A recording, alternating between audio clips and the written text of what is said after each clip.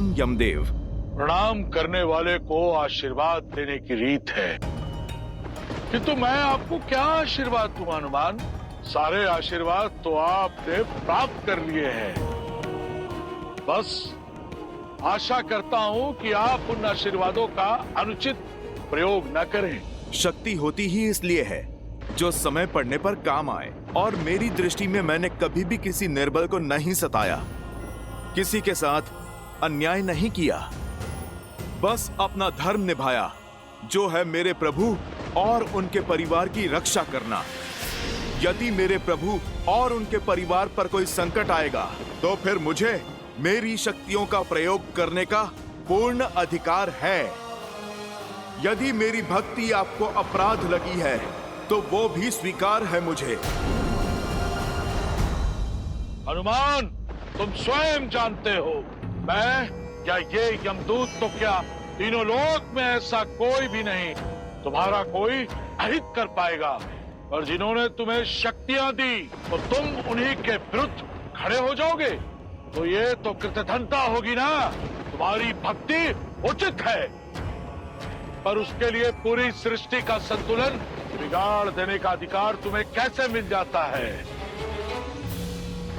देखिए यमदेव, मैं ठहरा वानर, मेरी सृष्टि तो बस मेरे प्रभु श्री राम ही हैं, और मैं हर मूल्य पर उनकी रक्षा करूंगा।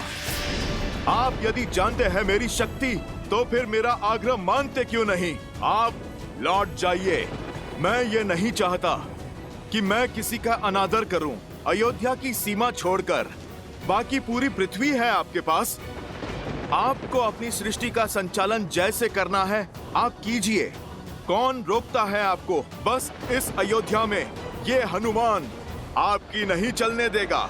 हनुमान, जिन देवों ने तुम्हें शक्ति दी है उन्हें शक्ति का अकाल नहीं पड़ गया है, पर यह लड़ाई महाविध्वंस की तरफ जाएगी, मानवता के विरुद्ध जाएगी, जो मैं टालना चाहता हूँ।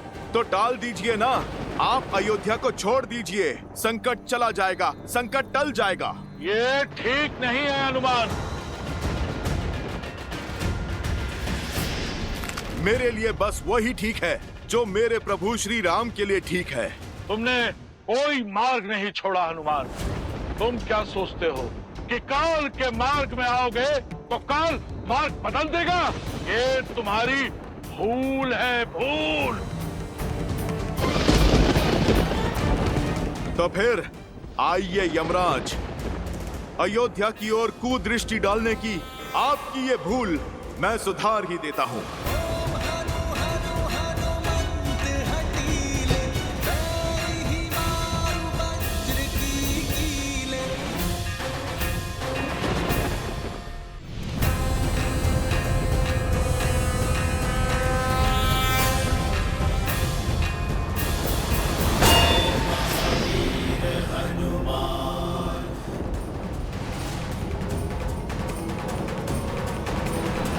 यमदेव, मेरे समक्ष प्रस्तुत हो तुरंत। ये मेरा ब्रह्मा का आदेश है। पहले यमदूत, फिर साक्षात यम का आगमन, अर्थात मेरा संदेह उचित था। इस पृथ्वी पर जो कुछ भी घटता दिख रहा है उससे अलग ही कोई योजना बना रही है नियति, जिसके विषय में मेरे भोले भाले प्रभु को भान नहीं। पर इस हनुमान के रहते कोई भी अनिष्ट नहीं होगा। जय श्री राम।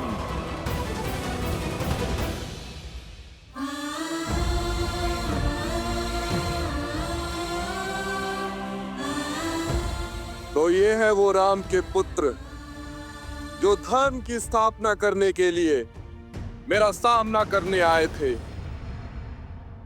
देखो असुर वीरों, राम के इन वंशजों को कुंभकर्ण के पुत्र के समक्ष घुटने टेक दिए, इन्होंने माटी में सिमट गए हैं। लव, कुश, युद्ध भूमि में महत्वपूर्ण ये नहीं है कि कौन गिरा, महत्वपूर्ण ये है कि गिरकर फिर से कौन उठ पाया। तुम उन श्री राम के रक्त हो जिन्होंने 14 वर्ष वनवास के दुख भोग कर भी बिना किसी सैया के दशानन का सामना किया, जिन्होंने बिना कवच के हर प्रहार सहा। तुम टूट नहीं सकते, अधर्म के समक्ष झुक नहीं सकते पुत्र, क्योंकि यदि तुम टूटे तो श्री राम का राम राज्य का सपना टूटेगा।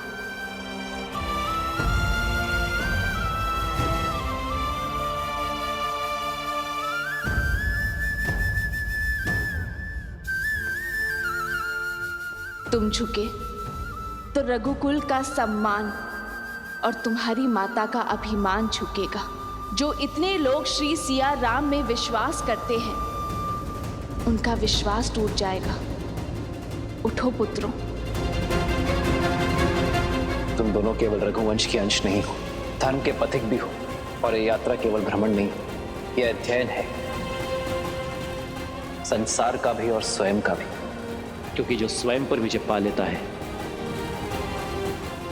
उसे संसार कभी हरा नहीं सकता।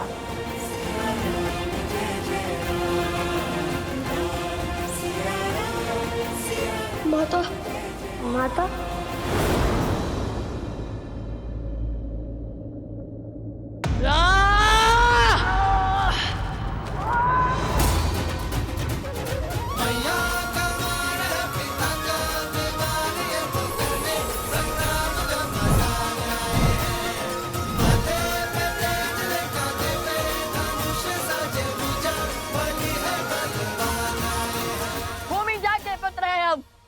भूमि शायद नहीं हुए, अपनी माता का आशीष ले रहे थे हम। आओ तो मैं भूमि जाके पुत्रों की शक्ति दिखाए। अब ये युद्ध तुम्हारे अंत के साथ ही समाप्त होगा। पिता का मार्ग चुना तो अंत भी वैसा ही होगा।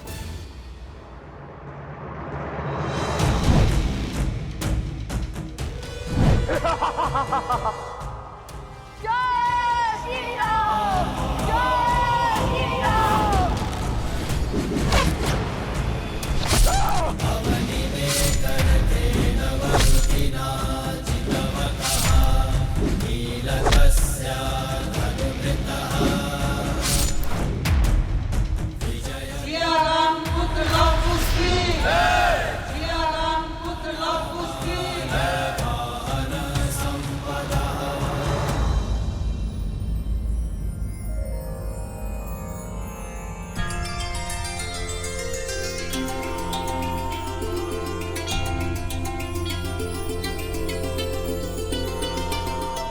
तुम्हारा मार्ग और तुम्हारी सोच अवश्य अनुचित है, किंतु तुमने अपना पुत्र धर्म निभाया है, इसलिए तुम इस प्रणाम के पात्र हो। हम देवताओं से आपकी मुक्ति की प्रार्थना करते हैं, बुरे से बुरे व्यक्ति में भी। यदि अपने माता पिता के लिए आदर का ये भाव रहे तो हम उस भावना को नमन करते हैं। आशा है कि तुम समझ गए होंगे कि प्रतिशोध की अग्नि स्वयं को ही स्वाहा कर देती है। समझ गया, और ये भी समझ गया कि कितना अभागा था मैं, जो रघुवंश की महानता नहीं समझ सका। आज समझ आया कि पिता का मान उसके बुरे कर्मों का अनुसरण करके नहीं, शुभ मार्ग पर चलकर और उन्हें भी शुभ मार्ग पर लाकर होता है। संतान हो तो लव कुश जैसी, राम नाम सत्य है। भज मन राम नाम सुखदाई। आर्यवर्त का भ्रमण तो संपूर्ण हो ही गया है कुछ। अब बस शीघ्र ही पिताश्री से भेंट करने की इच्छा है भैया। हनुमान से लड़कर कोई लाभ नहीं, इससे केवल समय ही व्यर्थ होगा। तो मार्ग क्या है परमपिता? महादेव अब केवल वही हैं जो हम सबको मार्ग दिखा सकते हैं। रामदेव, हम गए थे महादेव के पास, किंतु उन्होंने सारी बात श्री राम पर डाल दी है। अब श्री राम तो आपके प्रिय हनुमान जी की सौगंध से बंधे हैं। इसीलिए हमें अब महादेव के पास ही जाना होगा।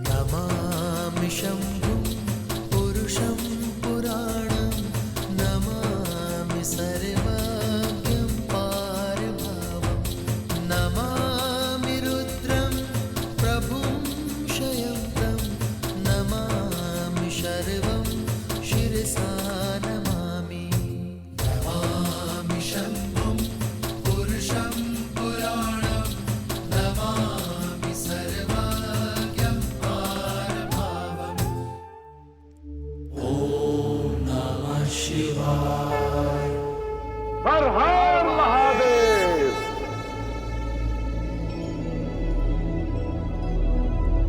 महादेव, अपने नाम को साकार करने का समय आ गया है प्रभु। हमारी विपदा को केवल आप ही हर सकते हैं। एक युग का परिवर्तन होने को है और हनुमान बाधा बनकर खड़े हैं। श्री राम की लीला के समाप्त होने का समय हो गया है, किंतु ऐसा हो नहीं रहा, क्योंकि हनुमान ऐसा होने नहीं दे रहे और वहां देवी लक्ष्मी प्रतीक्षा कर रही है नारायण और हनुमान के इस हट के अंत होने का। और हनुमान जी वो है कि अपनी हट से हटने को तैयार ही नहीं है। वो आप ही के अंश हैं। कृपा कर कोई मार्ग दिखाइए प्रभु, कोई मार्ग दिखाइए।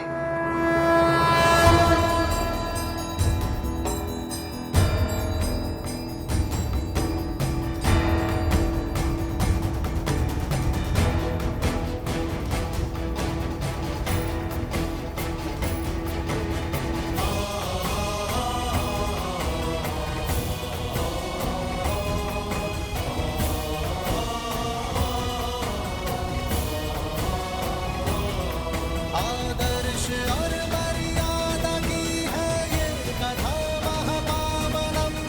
काटे मद श्री से मिला दे श्रीमद् रामायणम।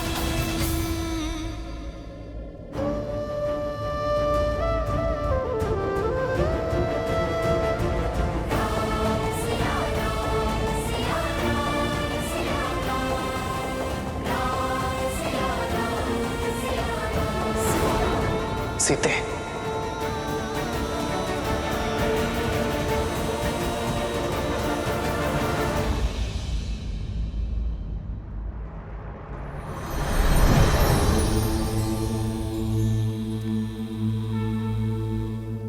प्रणाम आराध्य। प्रणाम महादेव। आप तो अंतर्यामी हैं, सब जानते हैं, परंतु फिर भी ऐसा कुछ है जिसे आपको स्मरण कराने के लिए मेरा यहां आना आवश्यक था। शेष की शैया सज्ज है, देवी लक्ष्मी भी प्रतीक्षा में है, परंतु केवल वही नहीं है जो नारायण की प्रतीक्षा कर रही है। एक नया युग आंखें फैलाए आपकी प्रतीक्षा कर रहा है। कई नए वचन, कई सीख, कई नए कालक्रम नारायण की अगली लीला की प्रतीक्षा में है। हे नारायण, ये ब्रह्मांड आपकी अगली लीला देखने के लिए सज्ज है, परंतु ऐसा हो नहीं पा रहा। मैं जानता हूं आप स्वयं हनुमान की प्रतिज्ञा से बद्ध हैं, परंतु कोई ना कोई मार्ग तो ढूंढना ही होगा ना, जिससे हनुमान की प्रतिज्ञा भी ना टूटे और सृष्टि का चक्र भी ना रुके। ये तो सर्वविदित है कि बल, छल, बुद्धि, युक्ति और ज्ञान विज्ञान से हनुमान को हरा पाना असंभव है। हनुमान यदि हारेंगे तो अपने श्री राम से। मैं आपका संकेत समझ रहा हूं आराध्य। एक नई कहानी एक नया युग, एक नया अवतार लेने का समय आ गया है।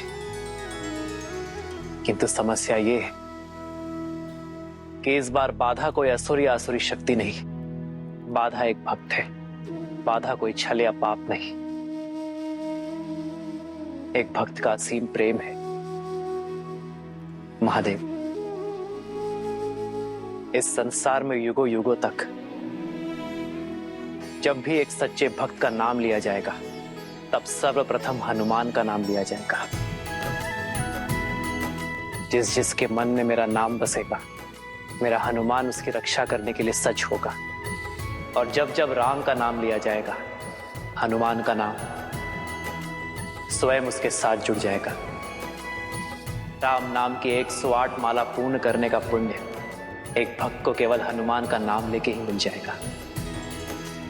किंतु समय आ गया है महादेव कि एक भक्त ये जाने कि भक्ति शरीर की नहीं, भाव की होती है। शरीर के मोह और बंधन से मुक्त होकर ही भक्ति का वास्तविक सोपान चढ़ा जाता है, और वही उसका उचित मार्ग है। आप निश्चिंत हो जाइए महादेव, हनुमान की बाधा शीघ्र ही दूर हो जाएगी।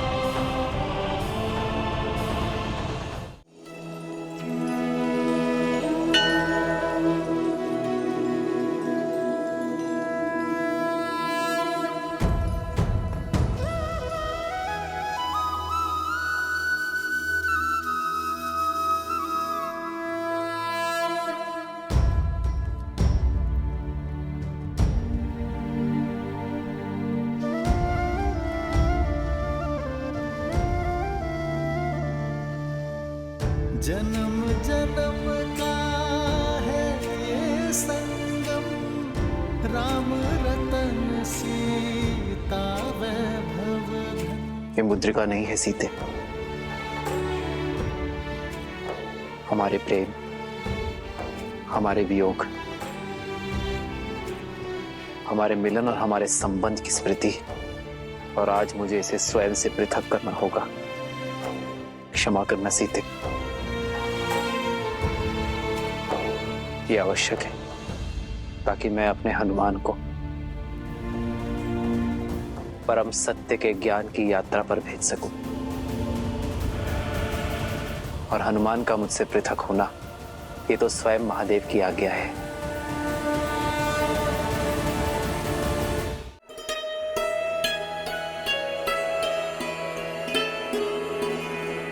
हनुमान। प्रभु, मैं अभी प्रस्तुत हुआ।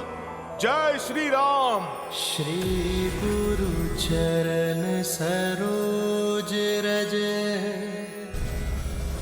निज मनु मुकुरु सुधारे।